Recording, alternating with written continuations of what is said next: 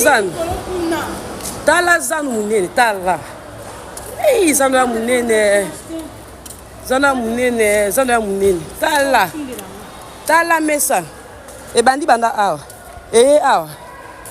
Si awa. Mesa, maman moula mesa. Tala. Tala. Te nge fala dans la mesa, maman munene makasi. I Zandwe.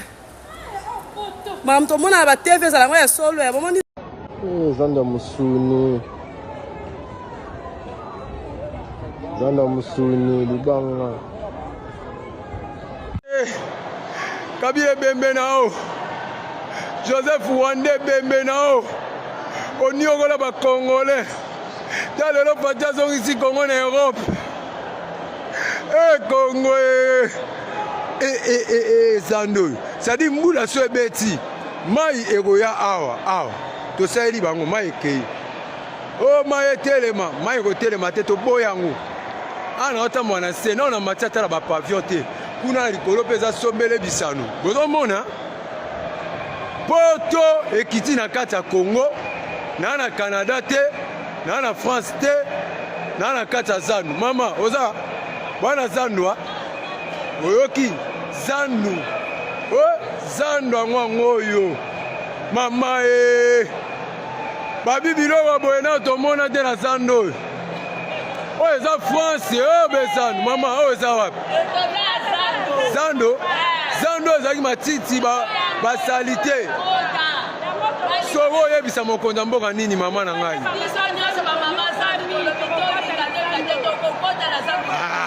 Oyoki ba mama Zandu. Sadi mokonza mboka ba mama ba félicité yo. Balobi eloko osaleli bango yo. Bayebi te bapeso nini? Ba mama Zandu ba félicité yo. Nazotambola kaka place aza na kati ya kotambola. Parce que nalobaki toyoka pe trop pour la Zandu. Photo kende to mona ngo to vivre ngo live. Nazo vivre ngo live. Na moni Zandu e komina ba batie ba pelouse. Oh ngayo na la lata awa o. Oh Zando yo. Beto po ni ko sala ba Congolais boy. Po ni ko tongela ba Congolais weza boye. Obomi ba Congolais. Bota la poto kiti na Zandu awa. Boso mona. O mbule beti. Oza les kala. Botala mbule beti o polate o misala kaka ya kondo Etienne Tshisekedi wa Mulumba po olonga makambo foza la mwana akoni na liche Etienne Tshisekedi wa Mulumba oya otala kolo etomatera se zo mopanja kwa mwana na likolo oni Zando yango do ba message no to likolo otala Zando ngoyo to tourner Zona Ngambu, Oya, a fait tout le monde accès à Kota à visiter Zando Mouneni. Bande Konangai, oh Zalibanda, là il y a un même qui s'enregistré. Oh Zalibanda, Bota pavillon et la sanité n'a fait. Pavillon Nyonso Bolivie Kufa. Pavillon Nyonso et Kufa parce que c'est comme la modalité sika. Comment on pavillon Bolivie. Awa nyonso bakuta bakioske yaoya yateka koka masanga ame tala likolo munene tosalaki eloko te yango oyo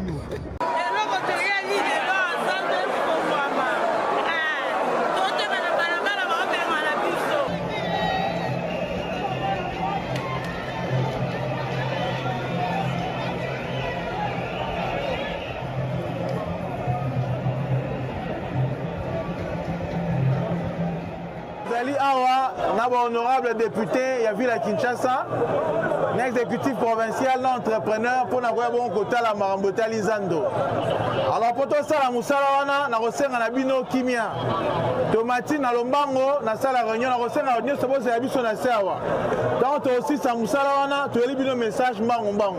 Nous étions là en visite, justement, comme vous l'avez dit. Pour faire un état des lieux, la situation est à marché central. Vous avez une représentation chinoise, vous allez bon ensemble provincial à Kinshasa. Parce que Zandu, vous voyez que préoccupation, il y a des Chinois, Nyonso.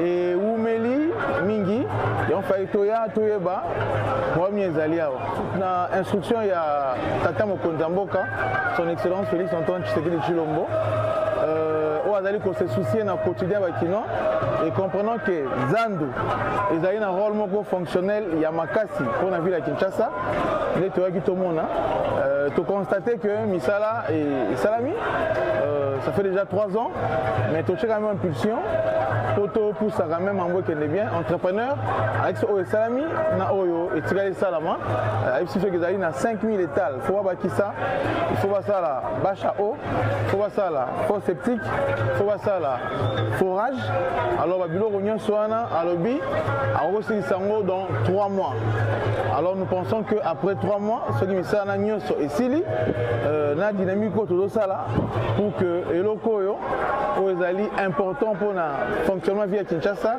et au Kabongo kozala opérationnel donc bana Kinshasa ba papa ba maman boza mutema kokita tozali ko bousculer toza sima nango pour que Zandu na bino ezala bongo opérationnel et ceux qui sont comme opérationnel ba désordre de bébé toujours un peu tout au marché central et Kabongo peut kozwa fin mingi ana Équateur na kosuka ka na mbandaka te na kokende pe na kati ya ba territoire yoko mpona kotala misala oyo tosalaki totiaki mwa lingoma na bato kotala mikanda oyo topesa na bato bazali kokata banzete baosala exploitation na bazamba to bao bazali kobatela zamba mikano oyo tozwaki na basusu tobotola bango ndingisa wana po barespectaki mibeko te pe bamosusu topesaki bango mwa makebisi pe bamosusu totala ndenge nini misala wana mizali kokoba pe kosolola na population koyoka bango koexplike bango litomba ya zamba ezali nini eloko nini basengeli kosala po tobatela biso na bango zamba elongo kotala ndenge mokili mokomi na molunge makasi biso bayi Kongo nde tozali kobikisa lelo mokili na bazamba na biso. Je crois que la République démocratique du Congo est très bien engagée dans l'agenda de la transparence fiscale et on espère que cet engagement va se traduire en recettes supplémentaires et aussi dans une fiscalité plus juste et où tous les contribuables vont payer ce qu'il est dû. La RDC s'est engagée au Forum mondial en 2023 et le ministre a réaffirmé son engagement pour progresser dans les domaines de la transparence fiscale et l'échange des renseignements. Les prochaines étapes vont être l'évaluation par les pairs de la RDC qui va commencer à la fin de 2026 et d'aujourd'hui jusqu'à là, on va travailler avec la RDC pour la préparer pour cette évaluation et j'espère que dans ces périodes-là, la RDC va bien profiter des outils de transparence fiscale pour mobiliser des recettes et pour lutter contre l'évasion fiscale et autres flux financiers illicites. Sur le plan mondial, les juridictions membres du Forum ont identifié plus de 130 milliards d'euros et 45 milliards par les pays en développement. En Afrique, seulement l'année de 2023, les pays africains ont identifié 2,2 milliards d'euros seulement dans un an en utilisant l'échange des renseignements sur demande.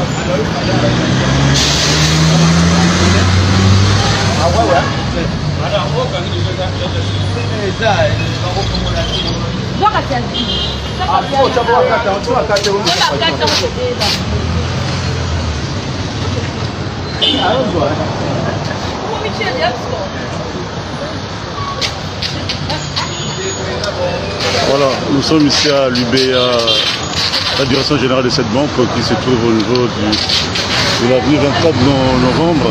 Donc,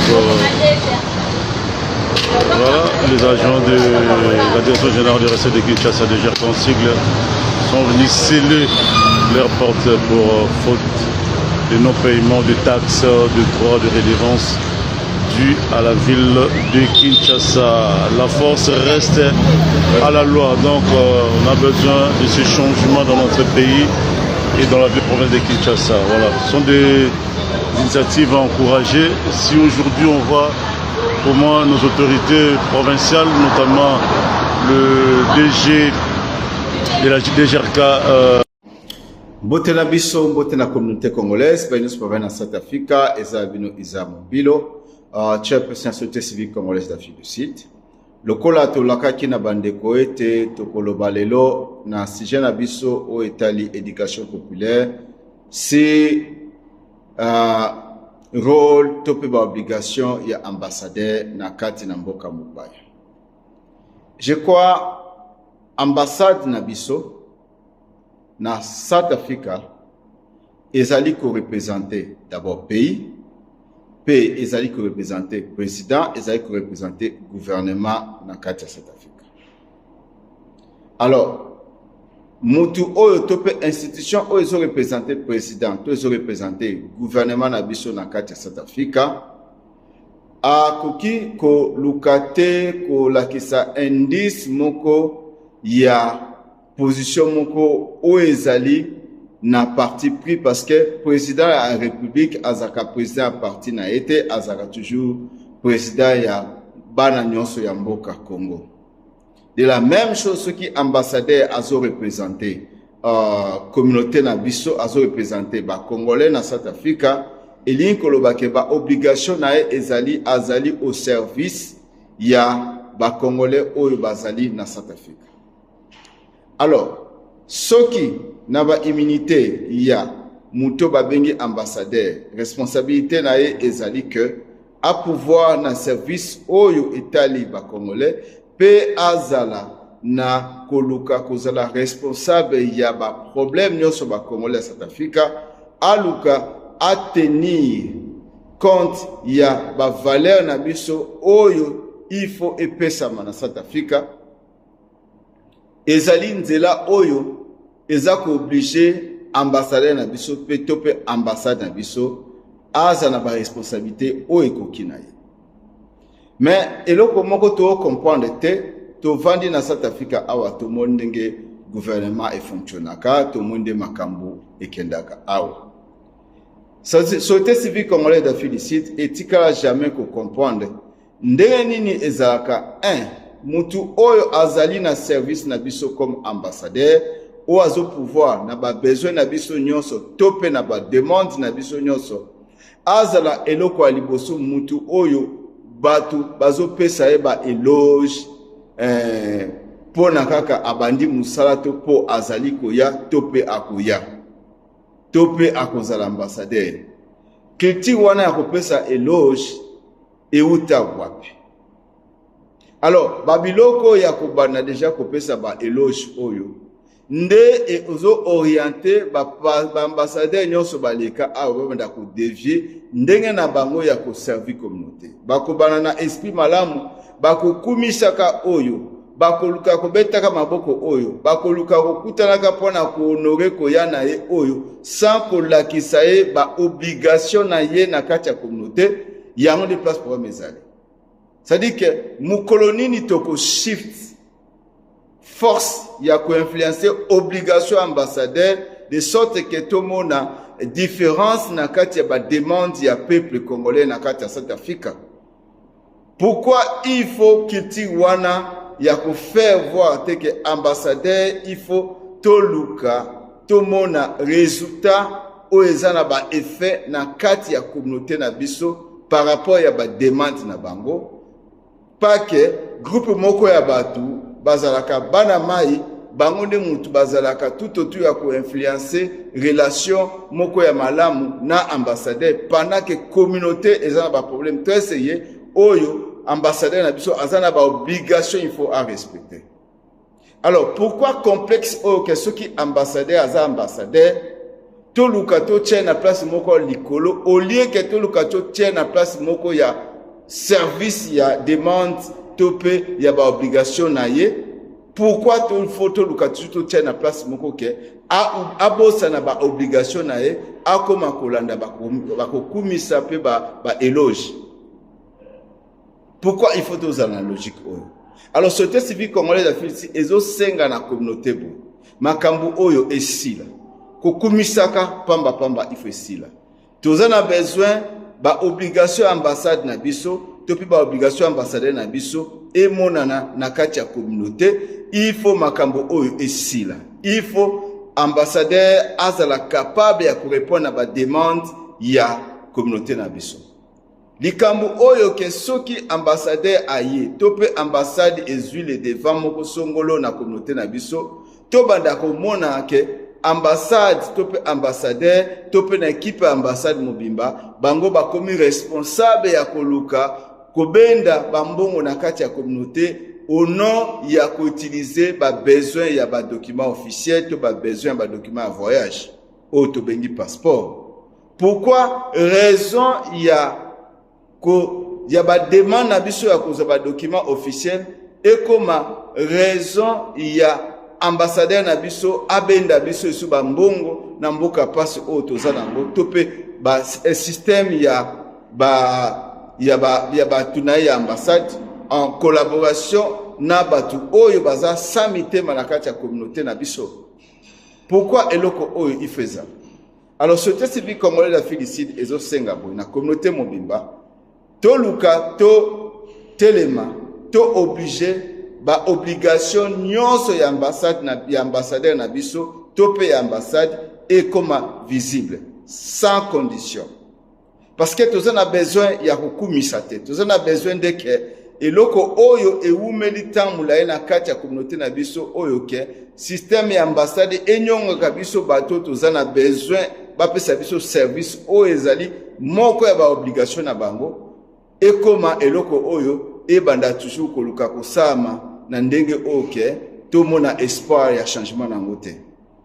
Alors yangwana société civile congolaise la félicite et lança qui déjà message oyo na